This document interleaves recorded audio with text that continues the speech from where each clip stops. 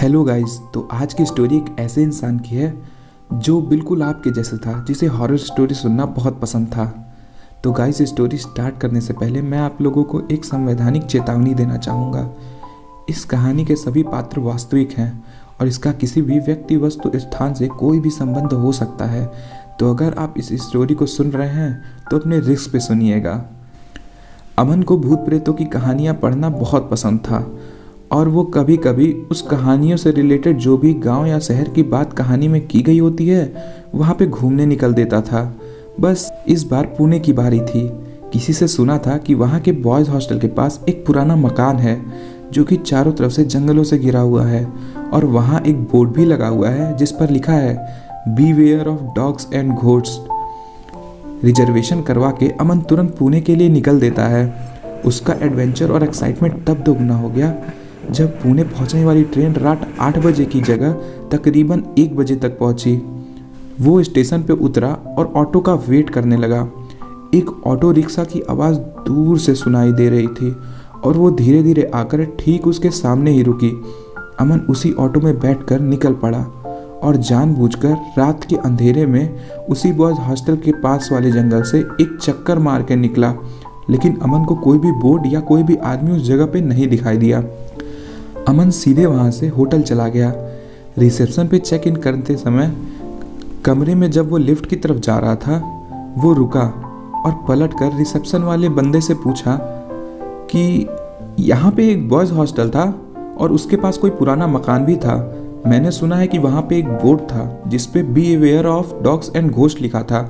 मैं उधर ही से आया हूँ, लेकिन कहीं मुझे दिखाई नहीं दिया वो। इस सवाल के जवाब में होटल रिसेप्शन पे बैठा वो लड़का हल्का सा मुस्कुराया और उसने कहा, यहाँ रात के अंधेरे में बहुत कुछ दिखता और छिपता है। जाइए आराम कर लीजिए, थक गए होंगे, आप सुबह बात करेंगे। अमन सचमुच में यहाँ आने और यहाँ के बोर्ड वाले मकान को देखने के एक्साइटमेंट में अपनी थकान को नज़रअंदाज कर रहा था। तो वो आराम करने के लिए अपने कमरे की तरफ बढ़ा। कमरे का दरवाज़ा खोला तो देखा बेहद खूबसूरत लग्जीरियस कमरा था।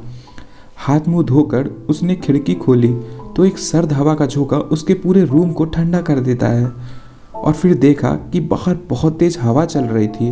अमन ने खिड़की बंद कर दी और आकर अपने बेड पर लेट गया। फिर हेडफोन लगाया और फ़ोन में सेव हॉरर स्टोरी की कहानियाँ सुनने लगा। प्रवीण एक हॉस्टल में रहकर पढ़ाई करने वाला लड़का था। वह देर देर तक पढ़ाई किया करता था। कभी कभी तो उसे रात 12-1 बज जाते थे। आज प्रवीण को पढ़ते पढ़ते रात के 2 बज गए थे तो वह स्टडी टेबल से उठकर अपने बेड पर सोने के लिए गया।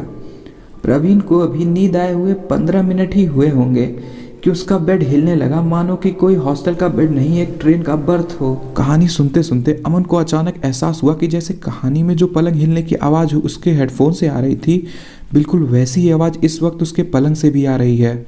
अमन एक झटके से पलंग से उठकर नीचे कूद जाता है। हेडफोन निकालकर गौर से सुनता है तो देखता है कि पलंग बिल्कुल ठीक है। अमन खुद पर ही हंसा कि यार, थकान के मारे मुझे कहानी भी सही महसूस हो रही है। हेडफोन निकालकर अब अमन सीधे सोने के लिए लेट गया।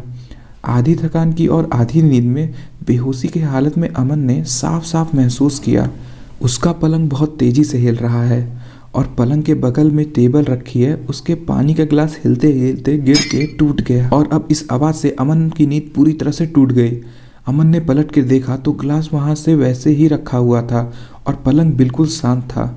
अमन ने सोचा कि चेहरे पर पानी के कुछ छींटे मार लूँगा तो शायद नींद बेहतर आएगी। बाथरूम में जाकर उसने मुँह धोया और तौलिए में मुँह पोंछकर बाथरूम के बाहर उसने पहला कदम रखा ही था कि दर्द से उसकी चीख निकल गई। उसके पैर में एक बड़ा सा टूटे हुए कांच का टुकड़ा गड़ गया। नज़र उठाकर बिस्तर के पास वाले टेबल पर देखा तो वहाँ पानी का गिलास नहीं था। नीचे फर्श पे फैले पानी में पैर से टपकते हुए खून की बूंद से फर्श पर फैला पानी धीरे धीरे लाल हो रहा था। अमन हमेशा एक फर्स्ट एड बॉक्स अपने साथ रखता था। अमन ने पैर में चुभा कांच निकाला और जख्म पे मरहम लगा ही रहा था कि एकदम से उसे एक ठंडक महसूस हुई और तेज हवाओं की आवाज़ भी सुनाई दी। लंगड़ाता हुआ अमन आगे बढ़ा और खिड़की बंद करने को हुआ तो खिड़की के नीचे उसने एक आदमी देखा। वो आदमी हाथ में बोर्ड लिया हुआ था और हवा में हिलते हुए उस खड़खड़ाने वाले बोर्ड पर लिखा हुआ था beware of dogs and ghosts. उस बोट की हवा में खड़खड़ाहट आने की आवाज़ बढ़ती ही जा रही थी। इतनी तेज हो गई कि अमन की नींद ही टूट गई। तो उसने देखा कि इस वक्त तो वो अभी ट्रेन में ही है और अब ट्रेन उसकी पुणे वाले स्टेशन पे पहुंचने वाली है।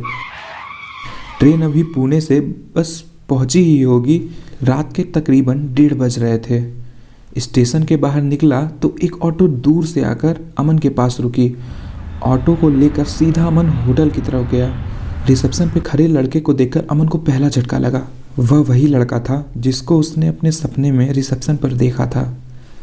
चाबी लेकर खोया खोया अमन लिफ्ट की तरफ जाते जाते बस यूं ही एक बार पलट गया। जब पलटा तो रिसेप्शन वाला लड़का मुस्कुराता हुआ बोला, यहाँ रात के अंधेरे में बहुत कुछ दिखता और छुपता है, जाइए आराम कर लीजिए, थक गए होंगे आप, सुबह बात करेंगे। अमन पलट के चुपचाप बिना कुछ बोले अपने कमरे में जाने लगा और लिफ्ट के अंदर चला गया। जब अमन रूम में पहुंचा तो देखा कमरा बिल्कुल वैसा ही था जैसा उसने अपने सपने में देखा था। कमरे में पहुंचते ही तुरंत उसने सब कुछ चेक किया। सब कुछ ठीक लगा उसे। उसने एक टॉवल लेकर सारे कांच के ग्लास को लपेटा और उसको एक अलमारी के अंदर रख दिया। बिस्तर पे जो चादर बिछा था उसको दीवार के पास ज़मीन पर बिछाकर दीवार के सहारे चुपचाप ज़मीन पर बैठ गया और बैठ के थोड़ी देर बाद अमन चुपचाप उस कमरे की शांति को महसूस कर रहा था। और उसके बाद अमन अपना फ़ोन निकाला और सोने से पहले हर दिन की तरह अमन एक कहानी सुनने लगा। किसी भी हालत में अपने सामने आकर आपसे हेल्प मांग सकता है, पर आप उसकी हेल्प के लिए अपने कमरे का दरवाज़ा मत खोलिएगा। कहानी सुनते सुनते अमन को लगा जैसे कोई उसके दरवाजे को खटखटा रहा है।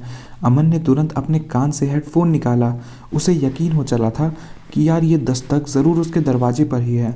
अमन जैसे कि जानता हो कि ऐसा कोई इत्तेफाक होने ही वाला है, क्योंकि सपने में कहानी में पलंग हिलने की आवाज़ से सचमुच में पलंग हिला था।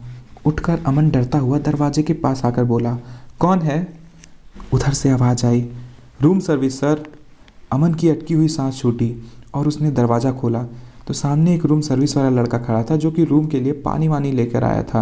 उसके चेहरे पे एक मुस्कुराहट थी। वह ट्रे के साथ अंदर आया और सारे सामान को एक एक कर रखने लगा।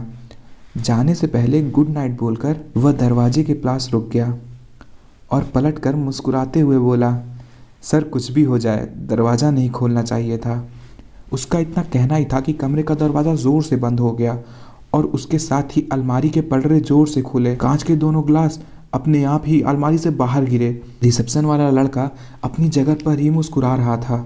उसने फिर से बोला, सर कुछ भी हो जाए दरवाज़ा तो नहीं खोलना चाहिए था। अमन पूरी जान लगाकर वहाँ से तेज़ी से भागा। भागते भागते वो होटल से बाहर निकल गया और लगभग 20-30 कदम होटल से बाहर गया ही होगा कि अचानक 3-4 कुत्तों की उसके पीछे भौंकते हुए दौड़ने की आवाज़ आने लगी।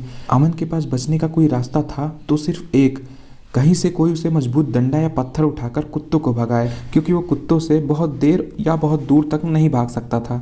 अमन अंधाधुंध भागते हुए होटल के पीछे वाले हिस्से में पहुंच जाता है, जहां उसने सपने में अपनी खिड़की से उस अजनबी आदमी को बोर्ड पकड़े हुए खड़ा देखा था। वहां पहुंचकर अमन सांस लेने के लिए रुकता है तो पीछे से कुत्तों की आवाज़ भी बंद हो जाती है। अमन ने सर उठाकर अपनी खिड़की की तरफ देखा तो अमन को एक बार फिर यकीन करना मुश्किल हो गया, क्योंकि उसके खिड़की पर वही आदमी था जिसे उसने अपने सपने में देखा था। वही बोर्ड पकड़े हुए वो आदमी खड़ा होकर मुस्कुरा रहा था। अमन की आंखों के सामने धीरे धीरे अंधेरा होने लगा और उसके बाद उसकी नींद सुबह खुलती है। उसकी आंखें खुली तो वो देखा कि बोर्ड जिसको वो ढूंढते हुए पुणे तक आ गया था वो उसके बगल में ही लगा हुआ था। एक आलीशान होटल की जगह एक टूटा फूटा बंगला था और अमन का सारा सामान वहीं पास में ही ज़मीन पर बिखरा हुआ था। उसने अपने बैग को कंधे पर उठाया और देखा तो सामने शायद वहाँ उस प्रॉपर्टी का चौकीदार आ रहा था। उसने खुद ही अमन से कहा, कौन है आप और यहाँ अंदर कैसे आ गए? अमन ने उससे बताया कि वह बोर्ड के बारे में सुन कर आया था। देर रात एक होटल में उसने चेक इन किया था, पर वह जगह तो यहाँ बंगलों के सामने पड़ा हुआ था। चौकीदार ने बताया कि ये बंगला एक ज़माने में बहुत बड़ा घर की प्रॉपर्टी थी।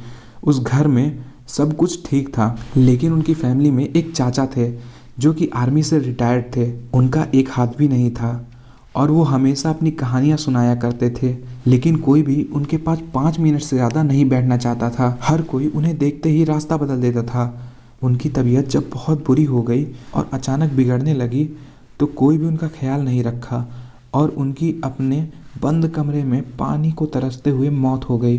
वो पूरी ज़िंदगी सिर्फ थोड़े से प्यार और थोड़े से वक्त के लिए तरसते रहे।